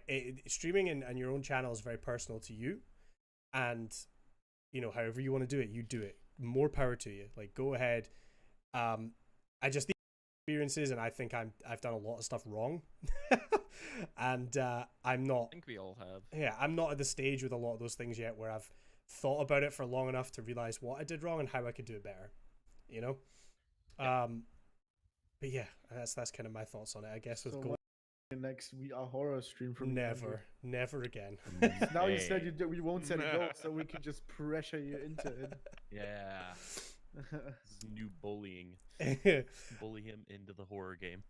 Also, one more thing is like, obviously we talked about ultimate goal being like streaming full time or like content creation full time, and sometimes explaining to people, parents or I don't know loved ones want to do that full time. Some point, they're gonna be like, "Oh, what? Are you stupid? Want to stream and play video games for a living?" That's like, it's kind of a common thinking that's not possible, and like, which is not true. And one thing I want to touch on, did you guys see this guy on Twitter that tweeted about gamers? It's like, Yes. He's if you're an gamer, asshole. yeah, if you're gamer, you sub bottom Oh, human or yes. something, and like only thing that gamers do is play and then get fatter or paler and It's like, are you out of your fucking mind? Like, and then Yeah. like some people found out the guy used to post about how he was playing games and that he just came out of prison for charges of grand theft. And the comments were just like, but grand theft is so much more cooler than playing games. Wow, dude. Yeah. And it's just everyone is so stupid. It Like, led to some more wonderful copy comments. pasta. Yeah. Yes. Yeah. I quit gaming 8 months ago. Yeah. Yeah, that's good. Whenever I see stuff like that on Twitter, I always just assume that it's somebody who goes, "This will be a good way to get some online traction because it'll get me noticed." I honestly don't think a lot of the people that post stuff like that truly mean what they're saying. It's No, just a Yeah, and I it think works. it was just It usually because works. I think it was Yeah. just because he wanted to promote his like fitness program he had, Mm. where he gave like tips for like $60, which were tips you could just search up on the internet for free. Is this the guy that was also talking about if you watch Star Wars, you're a virgin? Is that the same guy? I don't don't think so, know. but it's the Or same. is it a different? Same Because situation. that guy, it turned out, yeah, it was just purely to try and get money off people from Rage. Yeah. So it sounds like, yeah. Yeah, I mean, you see some crazy things on Twitter. I mean, it's a business plan, I guess. Yeah, I guess. Outrage sells. Well, I mean, look at the guy, was it at TwitchCon last year or the year before? The guy on the panel that said he didn't want his viewers to relate to him because that was 100% planned. Like Yeah. he Like was, I think 100%. he even said he woke up that morning and was like, I'm going to just say something outrageous. And that way people will This'll notice get me. Views. Yeah. It worked. I And mean, it I did. don't know where he is now. I haven't heard about him for a while, but like, I think it backfired. I think the general consensus was like, "Fuck this guy," and like they quickly shipped him off the platform. But hey, it worked. It got a lot of people talking. thing Don't is, even know about you know. Twitch. Like, Mhm. Yeah, he's like, what did he say? It was like something about I'm a streamer. I'm like a partner streamer. I feel I'm above you all. Something like that. he Yeah, said he what he was said. above his viewers, and like he Yeah. just treated them like money. because It's he so had like he kept saying it stupid. was like God complex. Yeah. And you Yeah. could tell he That was was the exact unsure words. about saying that. You could tell he was Mm. kind of like, oh, I shouldn't be saying this. But he said it. Like, Mhm. it was very convincing. Like, he was just genuinely. I mean, he's a young guy, right? Like, I would be nervous, you know, put in a panel. As far as I know, he wasn't partnered at the time, but everyone else on the panel was a partner, maybe. I'm not sure. Something, yeah, it But- was something like that. I would have been nervous in his position. And I don't, you know, it's, we all know it's easy to just say the wrong thing. And, you know, I'm awkward as hell, right? But, like, what he did, if he did plan it, it was kind of a genius move on his part. Because if you can accept Yeah. all the hate that's coming your way, there's going to be people that I'm sure it will end up liking you. You know, it's very interesting. There's people that make careers out of that, and I guess. Yeah, it's nuts. Just to finish this off, then, as a kind of final topic, and I don't. Do we have anything else on the topic sheet, Manu? I can't remember. I think we have one more, which is using analytics, Twitch dashboard, and like what does it tell me? Okay. What do I do with the information that like the analytics give me? Okay, well, what we'll do, here's what I'm thinking. I've got one quick topic I want to bring up. We'll quickly run over that, and then we'll do any questions, if that sounds good to you guys. The topic I wanted to ask is, like, we talked a little bit before about, like, you know, self-reflection, looking at our own content, seeing what's bad, what's good. What are things that you guys have done in the past that you think is a mistake that you kind of cringe looking at now? And the reason I ask this is because I don't know if do you guys remember the sort of trend of you would follow someone on Twitter and you would get an automatic DM saying, hey, check out my Twitch. That happened to me very recently, someone I followed. And I haven't seen it in a while because I feel like people kind of realize that that's not a good way to promote and things. Now, I never personally did that, but I did some stuff that was probably not great. Can you, Yeah, if any of I you have guys got some- anything that you've done that you would Yeah. do differently? Yeah, okay. So when I first started streaming, obviously, like I said before in the last episode, I started streaming of like in Destiny 1 doing trials carries and stuff. So Yeah. what I would do, I would search like all the Destiny 2 communities and on the PlayStation, like the PlayStation has like community type in. Mhm. I would search all the communities and be like, you want to carry, then like go to my Twitch and follow me. That's what I did back then, right? And I cringe at it because it's so like we said in the last podcast, it's not gonna help me because those people are just gonna be there Yeah. for the carries, and that's it. Yeah, that's what I did. And then at some point, I was like, I'm gonna take money for those carries, and I did, and I as well, because originally it was just because of the carries, right? And I would just type in every community, Destiny 2 community I would find for like PvP, and be like, if you need carries, just follow me on Twitch, be in chat when I'm live, and then I'll pick you guys out. So I did all the time, and that's one thing I feel bad about doing. Yeah. Yeah. Service streamer and promoting that way. Like a lot of people did that, so I can kind of relate a little bit to that. What about Yeah. yourself, Cyber? If you've got anything, feel free to say The no if only- you don't. He's The the only perfect thing- human. Look at him. The only thing that I did was like I watched a lot of people and I seen like how animated they were, and I tried to mimic it, and then I rewatched the VOD. I only did this once. I rewatched the VOD at myself like I was a complete wanker. And I never did it again. I was like, I need to stick to who I am. But like I was doing like the whole, oh yeah, thank you for the follow, and it was like, yeah, even Mary's laughing at me right now. Get out the whiteboard and all that. Yeah, but like I felt like it just wasn't who I was. Like I was being like super animated, and it seemed like so like forced. And then I see my viewers going down, and I'm like, God, I'm a subpar human right now. I'm gonna go cry. Go get out the fucking whiteboard. Oh, Put the name on the whiteboard in the background. God damn it! It just Shit. yeah, that's the biggest mistake. Is try and be somebody that I'm Yeah. basically. Oh no. He's gonna get out. Yes. What about you, next, Kibbles? Next You think of podcast, I anything? want you to I- put the name there of the podcast and then put it behind you. Yeah. I didn't show the other side because it was an argument I was having in chat. And it's reverse on here, but it's bone-in wings versus boneless. Been fighting Boneless about it wings for a are while. just chicken nuggets. Changed my mind. Yeah, chicken Thank you. dippers. They're not chicken nuggets, they're chicken dippers. And it's okay if you like that. It's okay to be uncultured. Yeah.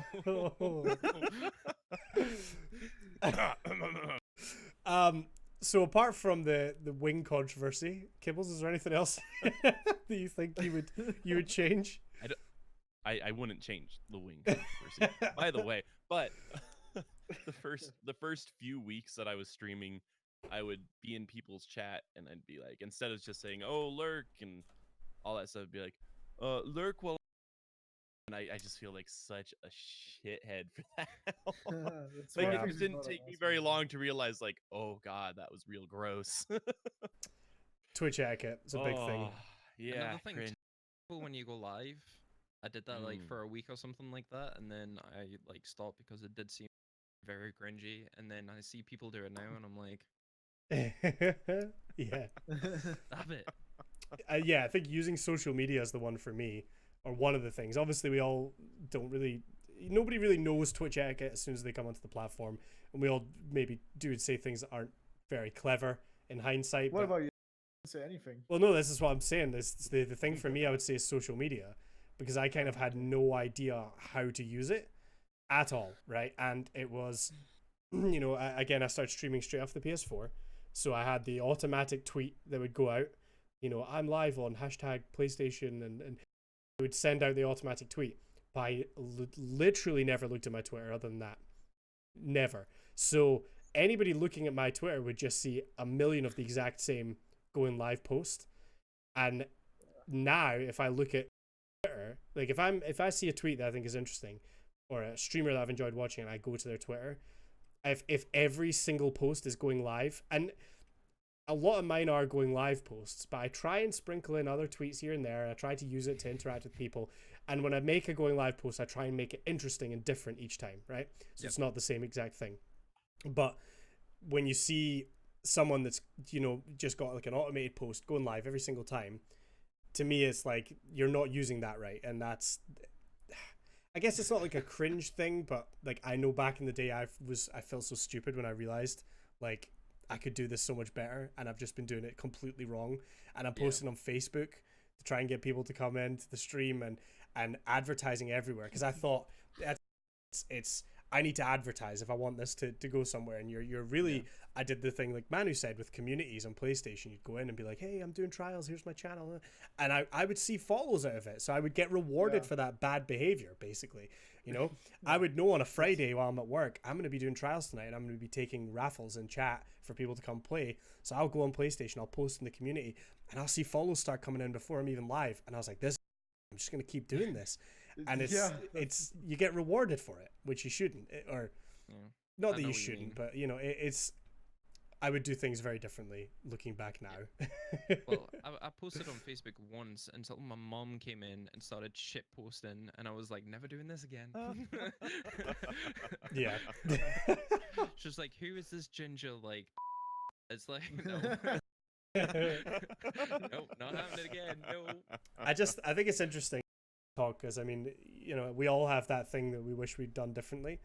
And, you know, if you can warn somebody that's maybe just starting out, like, hey, listen, don't do this, you're going to just make it in the long term. So I think it's valuable insight to share.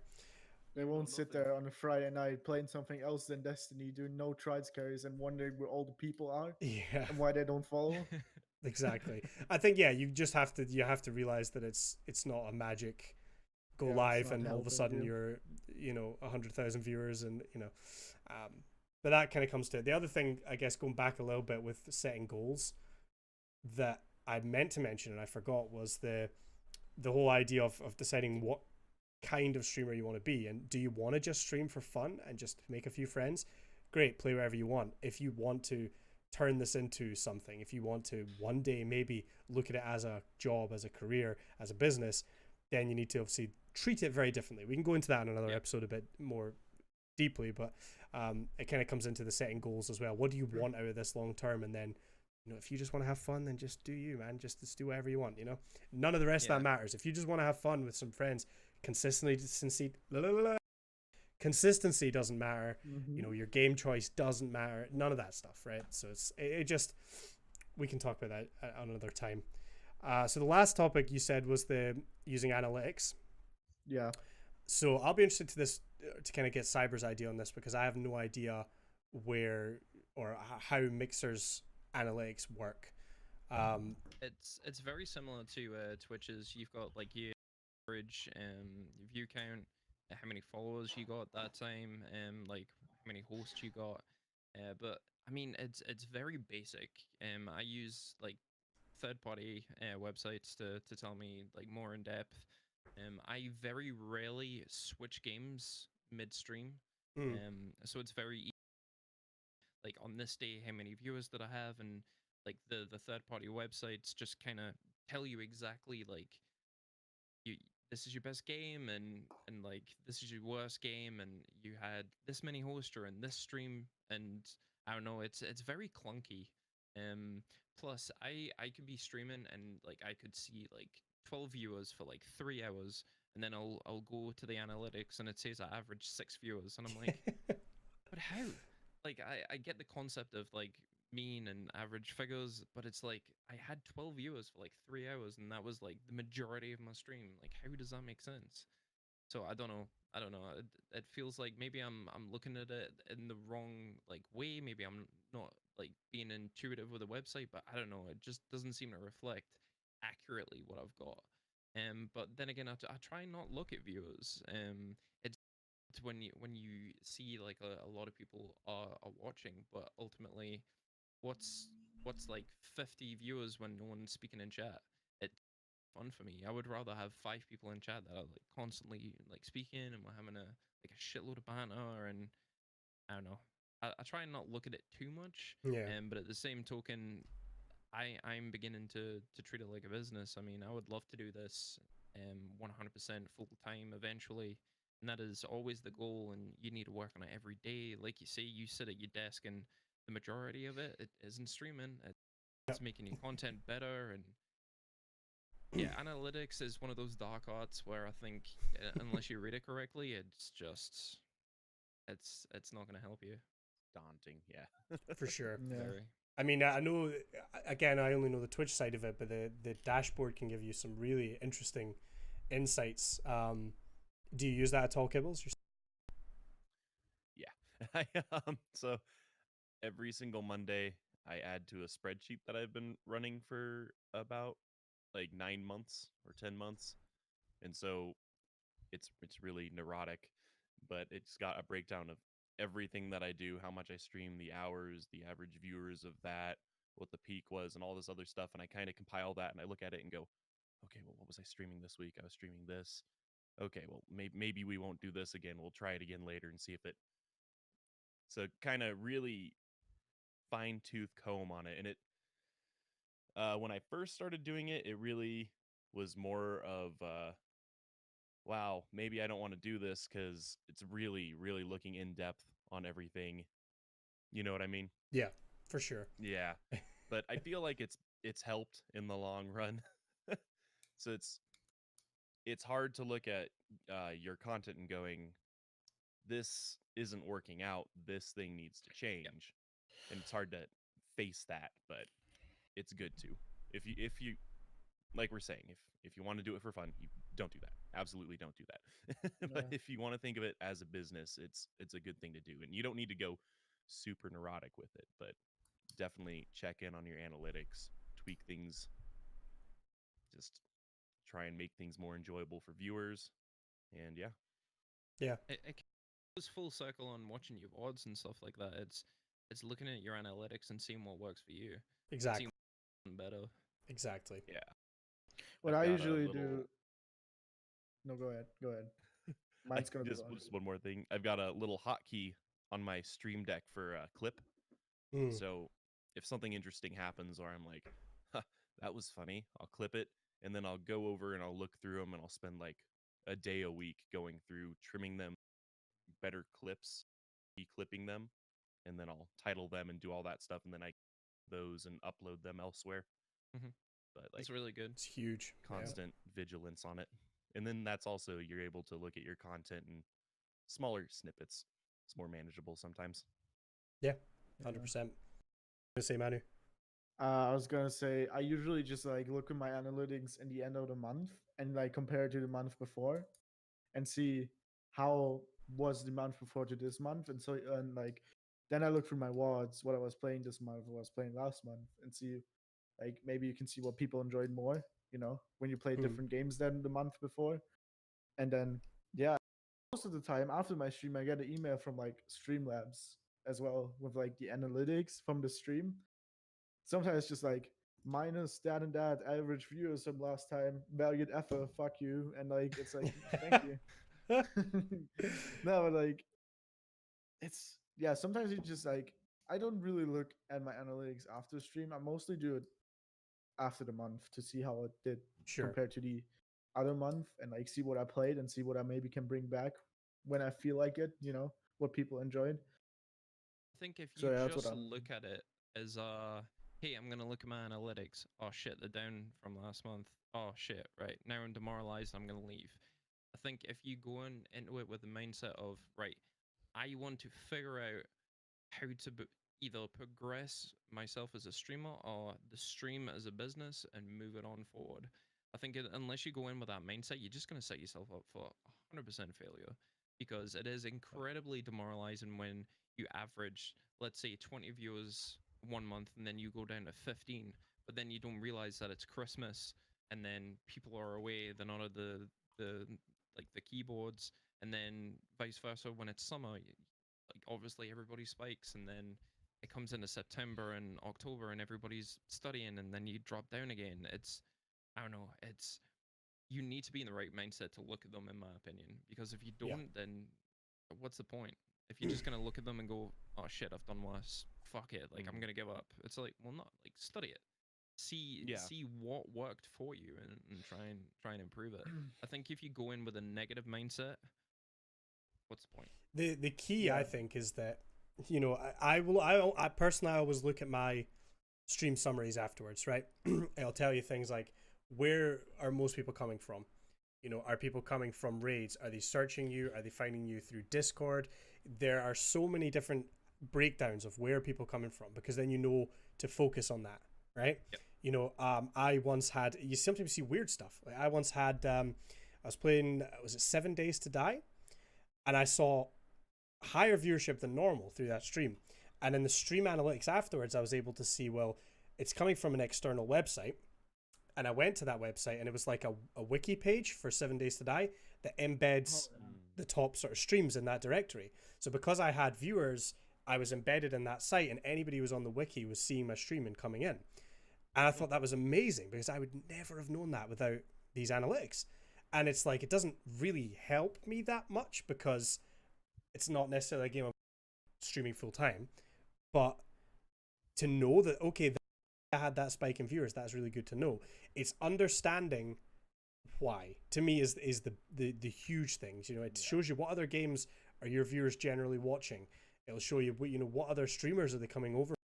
You know, okay, what can I maybe do if they enjoy this streamer? What can I do to try and bring some of that into my content? If they like this game, is it possible I can play this game? Is it worth playing this game? Because people that watch me are already watching that game.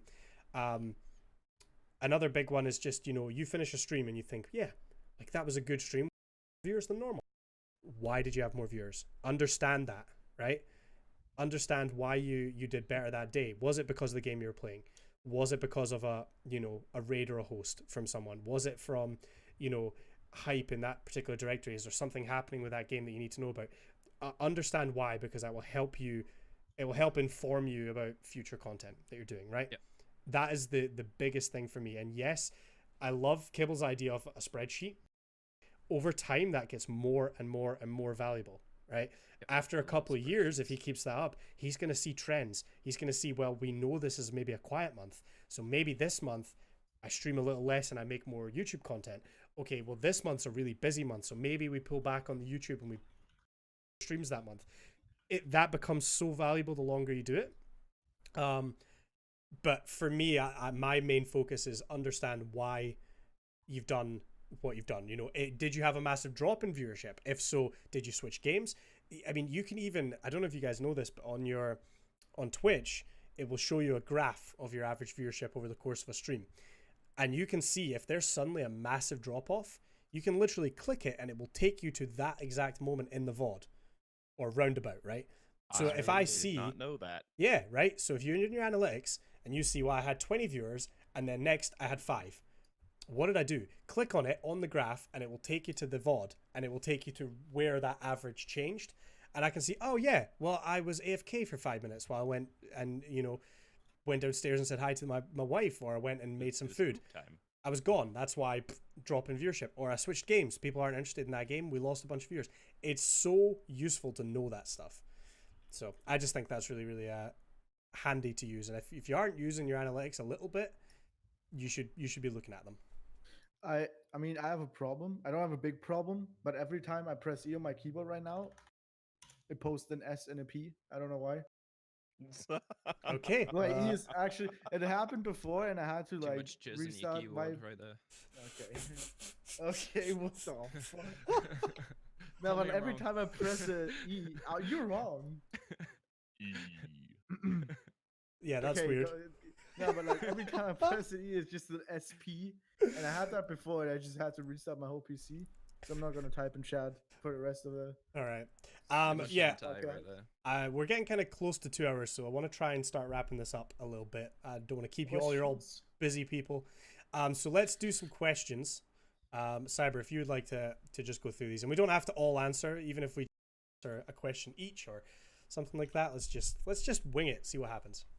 Well, Dobbs asked, are cameras really needed when streaming? So I think, Manu, you're probably think, the, yeah. the perfect What- person to what- ask that. What was the question? Hey, focus. Oh, we're Sorry. working here. Sorry, a So- camera is really needed when streaming, right? Yes. I don't think it. I mean, I'm talking from me. Maybe I'm a bit biased, but I don't think it does. I don't think it's necessary. Does it you- impair your content? You No, not it having a doesn't. camera? I mean, it's obviously sometimes. You know, when you go through Twitch, you can see like a little preview of the stream, and it's obvious that people that are likely gonna click more on stream face cam because people like interacting with people they can see. You know what I mean? Yeah. So when someone's in chat and they can see the actual person they're talking to, makes it a bit more like engaging as well. but I don't think it's necessary for like content because a a face cam Whoa, doesn't that's another make. site. Okay. That's a different podcast. Someone's got flustered. Okay. I was joking about the keyboard thing. Okay? Yo. Okay, listen. What was I saying? I said, You were thinking about the thumbnail when people are scrolling through. yeah. And I said, like Somebody kill that. a face cam doesn't make your content better.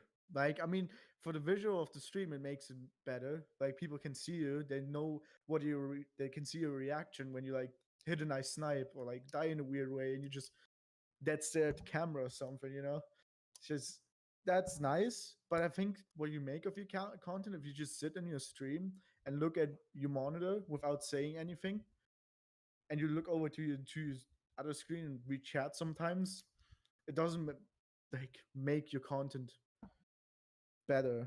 Yeah. Like you still gotta make your content what it is through like being entertaining and talking to chat and like, you know, obviously, like I said, the face cam helps. It does help because, like I said, people are more likely gonna be clicking on a stream when they see the streamer has a face cam because it's more engaging and interacting. But I don't think it's necessary. I've had people that have been in my stream for a very long time. I mean, they do harass me with getting a face cam, but I know they're still gonna be there even if I don't have a face cam yet. Yeah. Yeah. So if people enjoy your content, they're not just gonna be there to see your face. Yep. I agree. And then the next one, do you feel it's worth starting a stream after you've taken a big long break, and then you kind of coming back? I mean, I can answer this one. I went traveling for a while and I was gone for like 2-3 weeks at a time, and I think it depends on what you want from the stream. If you just want to have fun and you want to hop on, see who comes along. If you stream in because you want to stream, or you want to stream because you want viewers, I think it entirely depends. But I mean, we all say hitting that button is one of the hardest things to do. Once you're live, you're live. It's easy. You talk shit and play games for like 2, 3, 8 hours. But it really, I think it all depends on what you want from it. Yeah. So what? I mean, I'm reading in chat that like for you streaming, for example, Andrew, like all the jokes are about you being short and having like the big beard. And I feel like Neither of these are true, but okay, go on. yeah, you don't have a big beard. That's true. Yeah, that's true. I mean, I want it to be bigger. I mean, come on. That's what she said. Moisturize.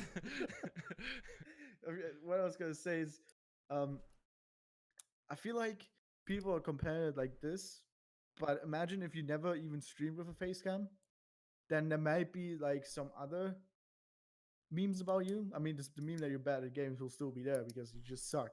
That's just blatantly obvious. I mean, But yeah. I feel like that the comparison, like that you don't have like all the memes, Yeah. is I think you could compare it when you like stream and then you suddenly stop streaming a face cam. It would be like really weird for viewers because like no, they know it's not as fun making saying you're short because they don't see your reaction, how you react to it. I'll take it down a notch. It goes by like the see whole what you brand did. thing. It's like people associate your face with your brand. So like Yeah. when people come through, they'll see you on the channel, and it doesn't. Well, it depends who you are, but 9 times out of 10, it doesn't matter what game you're playing. People come there for you. They'll see you, and Sometimes mean they don't. Yeah. Sometimes just you say things to chat you shouldn't. Like your feet don't even reach the ground when you sit in your chair, Andrew. Something like that. I mean, yeah. I mean, you lean into the memes, right?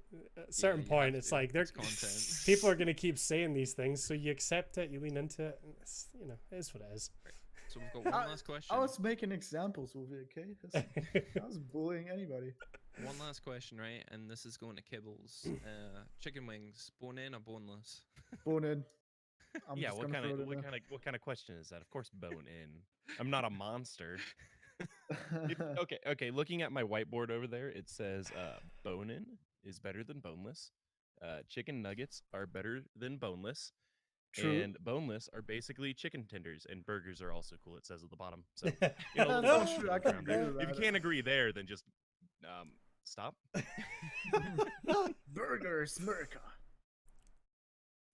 Yeah, I can agree with that. All you just said is true. I can confirm. All right, guys, let's wrap up before we start fighting about chicken wings. So yeah, guys, that was episode 1 of the Zero Strategy podcast. Thank you very much for listening. If you were watching it live in Twitch chat, thank you very much for your contribution and your questions. If you weren't watching it live and you're listening to this later, we do stream this, and it's a good time. You get to see all the beards. Twitch.tv/Zero Strategy podcast. Do check it out, and you can ask your questions to us live, which is always a good time. Again, anyone that missed it, we were missing Java Monkey this week. There's not always going to be all 5 of us here every week. That was always the intention. We're all very busy. We all have jobs and schedules and things, and it can always change what's going to happen. So they won't always even be on a Sunday. Sometimes they might be during the week with different hosts on. We will work it out as it goes.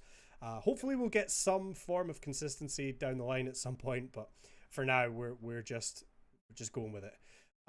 So a few quick little housekeeping things. We are looking at potentially having guests on at some point in the future, but we want to get settled, get the show going before we start bringing in guests. But it is something we're interested in doing. The podcast is now available on multiple platforms. If you're interested, you can watch the YouTube channel.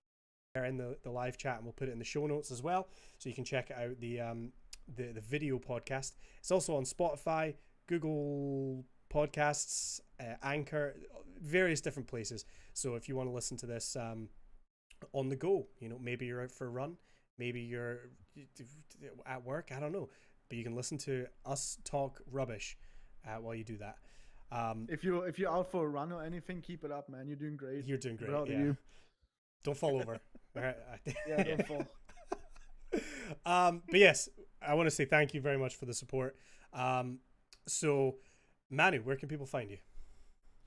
They can find me on Twitch, same as here, that guy card.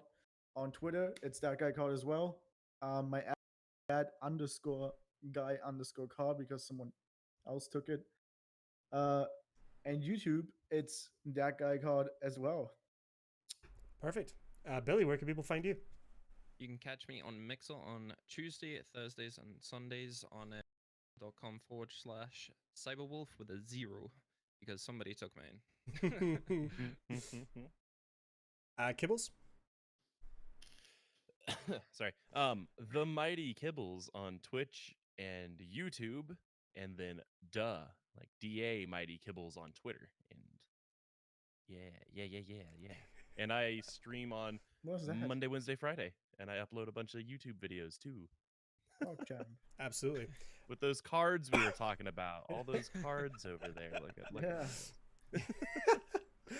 All right, guys. And if you want to talk to me, it's at CondiFly with 2 Y's on Twitter. And you catch my streams, twitch.tv/CondiFly, YouTube, Instagram, all CondiFly. Thank you once again. Do make sure and go and check out the rest of these wonderful hosts here. They are fantastic. I promise you'll enjoy their content. We'll be back soon, I hope. But pay attention to the Twitter at Zero Strategy Pod. And we'll keep you updated on future episodes and things. But thank you very much, guys. Appreciate you, and we will see you next time. Take it easy. Bye-bye. Yeah, yeet. Bye. Yeah.